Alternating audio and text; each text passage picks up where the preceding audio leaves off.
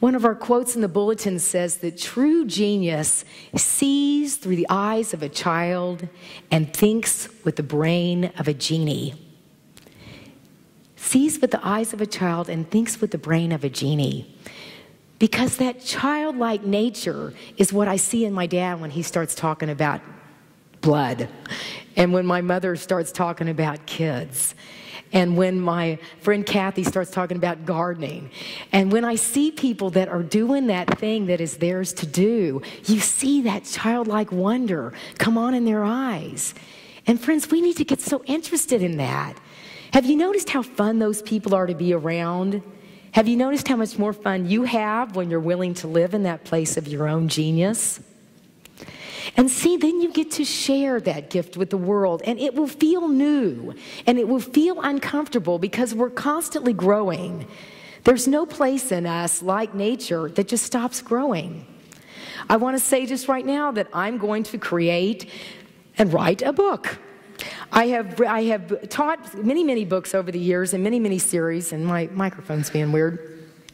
But things like The Artist's Way and this book that we're doing right now, Calling in the One, I want to create a workbook that can be used in spiritual community.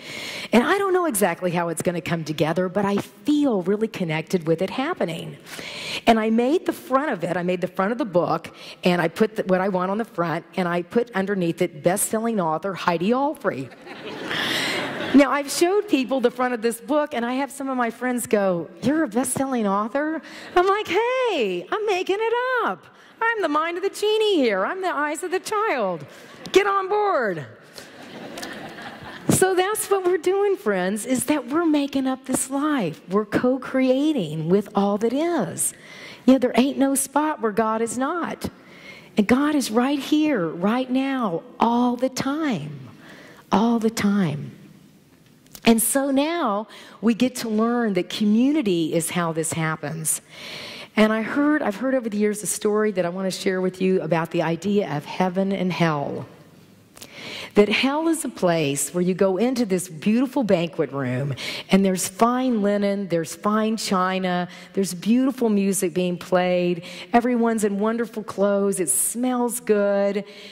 But the utensils for the people that are there are longer than their arms, and they can't eat. And they're all starving, and they're very sad. And then heaven is another room that you walk in, and there's the same beautiful linen, the same beautiful china, the same wonderful music, the same great food, the same people looking beautiful. And these people have the utensils of the same length, but they've learned to feed each other. Yeah. So here we go. You know, as I live in my zone of genius, I invite that in other people. And I get to celebrate with other people. And I not only allow myself to be spiritually fed, but I can feed others. So I am a genius. Let's say that together again. I am a genius. Yes, you are. And let's take that genius into our meditation time. Namaste.